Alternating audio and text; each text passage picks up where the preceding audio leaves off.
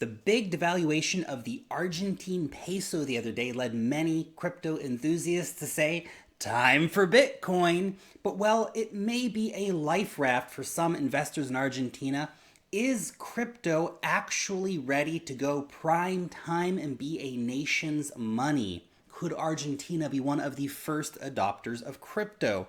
And when I talk about adoption, I mean real everyday use by a significant percentage of the population. Also, well, today I will talk about Argentina. Please understand that this could really be basically, well, any country anywhere. We see Ukraine and Russia and Zimbabwe and Venezuela, all recent examples of countries which have had currency trouble. In fact, the list is much longer than that. But really, it's happening everywhere, guys. The dollar is under massive threat politically. Half of the world's sovereign bonds are in the negative yield zones. Most major economies are simply choosing to print their way out of their problems, which never really works, unfortunately. And of course, we have unpayable debt, which is currently sinking many major economies. So while the Argentina example is a timely one, no one holding fiat is really safe. So Argentina. The big story everyone is talking about today is, of course, that the peso dropped a shocking 25% the other day, and it really just underlines, of course, the long-term decline of the peso. Back in 2009, one US dollar bought 3 pesos. Now it buys around 60, or well, 60 at the time of the particular crash. In fact, the peso has performed so bad that one Bitcoin in Argentina at the height of the last bull run cost 330,000 pesos. Today, one Bitcoin costs 650,000 pesos. Buying at the all-time high would have doubled your local fiat holdings. Bitcoin is already functional as a store of value and wealth protection for people all over the world, particularly for people in Argentina. But can we actually see it become more than just a place to run to in times of extreme political and economic dysfunction? Can we see crypto being used as a medium of day-to-day exchanging? And look, crypto has become so much more than just payments. It's in-game assets, it's tokenized bonds, it's governance, etc., etc., etc. The use cases are nearly endless. But right now we're just talking about money, about cryptocurrency actually fulfilling the second half of the role of its name, the currency part. Also, let's just take a second here to keep it real, that as much as we might like to see our crypto fantasies playing out, most Argentines are still buying dollars. And Bitcoin adoption in Argentina is still quite low. In fact, it's low all over the world. And of course, we must remember too that this is a absolutely crushing event for local people living in Argentina. If you have never woken up to see this happen to your money, then you are lucky, because it hurts, it's painful. The prices go up and your salaries stay the same. I was working in Russia in 2014 and 2015 and 2016, and in that time I saw the ruble, which I was receiving my salary in, drop from around 32 to the dollar to around 80 to the dollar, and one day it even hit 120 to the dollar. The prices of many things went up, and there was real fear and panic amongst the people, which was not cool at all. But look, I was a foreigner. I was earning a good wage. I could not imagine the pain experienced by pensioners or low-wage families trying to put bread on the table in a situation like that. We also need to keep it real that Bitcoin in its current form certainly cannot alone help Argentina. Argentina has a population of 44 million people. Just one transaction per person per day would be about 100x the current capacity of Bitcoin's network.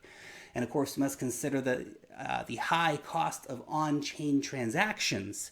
With an average salary of around $500 US a month, not many people could afford paying Bitcoin miners $30 to $50 a month just to send transactions. And that's, of course, just based on one transaction a day. And most people buy more than one thing per day. Of course, layer 2 solutions for Bitcoin can be a big part of this conversation moving forward, since transactions will be fast and free, or almost free at least. And yeah, the Lightning Network is well suited to such transactions because lower security is required for a $5 purchase as opposed to a $1,000 on-chain transaction. But even if Bitcoin is currently in an uptrend, and even if it is outperforming the peso, we do need to accept that Bitcoin is indeed volatile, and that no one is going to be able to get a salary on Friday and have it be worth 10% less the next day, because Bitcoin is not a unit of account. Well, not yet anyway. And stable coins, I don't really think they're a solution either, at least not stable coins tied to fiat. The Argentines know all too well how useless pieces of paper are for money. Every single fiat currency has undergone very high levels of inflation over the last 2 decades, with much of it happening over the last 10 years since the global financial crisis. And there are so many macro systemic risk factors in place right now that the dollar is no longer the safe haven that it once was. And no, I am also not very excited about central bank issued cryptocurrencies. They're really just prolonging the problem, but using cryptography. And I'm even less excited about corporate coins like Facebook's Libra. I mean, come on, guys, screw Facebook. I don't trust them with my holiday photos. Why in the heck would I trust Facebook with my money? Then, of course, we do have things like gold-backed stablecoins. Of course, it still requires trusting that someone actually has that vault full of gold, or maybe Bitcoin proxy tokens running on other chains to reduce fees. Yeah, maybe that's something we could look into. Much more transparent, of course, as everything is thus verifiable on chain, but still not a unit of account. Or better yet, we could have decentralized crypto collateral stablecoins. This is a very interesting and new field of cryptography. Now, if we were talking about, of course, direct asset settlement on chain, then options like Litecoin and Dash are very attractive since they are faster and cheaper than Bitcoin. Bitcoin Cash could be included in that, except that probably it's too vulnerable to attack because of its low hash rate. Feeless options like Nano could also play a role here for people in these countries, but, and I do mean a very big but here, there's a big hurdle to overcome. That is seeing something like Bitcoin become the unit of account. That is, of course, to say that things will actually be priced in Bitcoin, and that is very far from happening right now, guys. It is still too early on the adoption curve to honestly be having the conversations about Bitcoin becoming the money of a country. We will probably need to suffer through a whole lot of economic turmoil and a whole lot of government-made cryptos before decentralized variants actually come out on top. The central banks and the violent governments protecting those banks are immensely powerful and will not simply go quietly into the night. It will take time. Right now, Bitcoin can primarily be seen as a money option. We must also keep in perspective that Bitcoin is still young.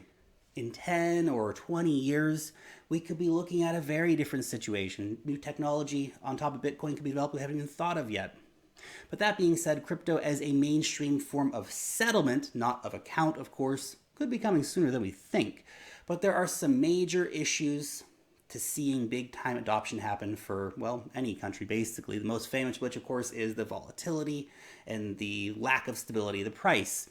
So much of the global economy today relies on the stability of national currencies, which is why there's so much news around when those currencies are not stable. And in spite of tiny day-to-day movements, major currencies like the dollar and the euro are relatively stable at the moment, allowing them to reliably be used as units of account. While on the other hand, cryptocurrencies are notoriously volatile for shooting up hundreds of % in a year, followed by a brutal retracement. Great for traders, great for speculators, not great for people trying to put bread on the table every week. But this volatility will likely fade as crypto becomes more and more publicly accepted and traded with a higher market cap. But we may not see a relatively stable Bitcoin until we cross over the $1 million mark, which is not going to happen tomorrow. And it is a big gamble for any country to take at this time. Not to mention, of course, that countries are inherently in favor of control, and they cannot control Bitcoin. They cannot control any other cryptocurrencies except for ones that they make through central banks, which aren't really cryptocurrencies. Different conversation, I suppose. But one very important factor is that governments cannot just print more Bitcoin. So hyperinflation cannot happen, which is a good thing, but they like that control. And outside of the obvious and often discussed problems around volatility, There are a few other major concerns when it comes to cryptocurrency payments, and probably the biggest one is that consumers are just not really ready at this time, in spite of the explosion of technology which has been happening over the last 2 decades. The experience of that technology and the dispersion of that technology around the world is far from a universal thing. And in particular, cryptocurrency largely remains a fringe form of money. And let's be honest, crypto is not super user-friendly at the moment. It is getting better all the time, but there are still big barriers to cross over in terms of having a population ready to go full crypto. While you may easily get a good percentage of the population on board with cryptocurrencies, there will be millions of people who are simply not tech savvy enough to easily adopt crypto as a form of money as it currently exists today. Lots of education will be needed, lots of infrastructure upgrades will be needed. And of course, the media has done no favors here in helping create a positive perception of cryptocurrency. People are actually going to need to be on board with crypto in order to accept crypto. And that will require a narrative change, a change which is unlikely to come from the corporate-owned media, which of course only seeks to defend the status quo. But day by day, crypto is being normalized and awareness is growing all the time. We must also consider the infrastructure question, because this is really important. In Argentina, for example, only 71% of Argentines have a mobile phone. Mobile internet coverage in rural areas may not exist at all. But that's all today, right? With proper planning, the situation could be very, very different in 10 years. And speaking of infrastructure, Bitcoin is currently around 7 transactions per second, which, as mentioned, is nowhere near enough to actually serve a country of millions of people. But in general, the infrastructure of blockchain overall needs to rise up to meet the challenges of becoming global money. And it's not there yet. But these developments are being made. We are seeing new technological implementations all the time, things like sharding and layer 2 solutions and improved chain architecture. All of this stuff is making blockchain more scalable and more usable. Also, we need to remember that crypto is still new technology. Taking the plunge into adopting such a relatively new technology for the day-to-day money of an entire nation is an immense risk politically. And of course, we must also see regulators catch up, which in general, in most jurisdictions, regulators are years behind the cutting edge technology. I know you say, well, we don't really need the regulators. They're here. We got to deal with them while they're here. Maybe someday we can revolutionize our society, but we're not quite there yet. Because like it or not, no country is just going to hand the power of money and taxation over to a decentralized network without significant checks and balances in place.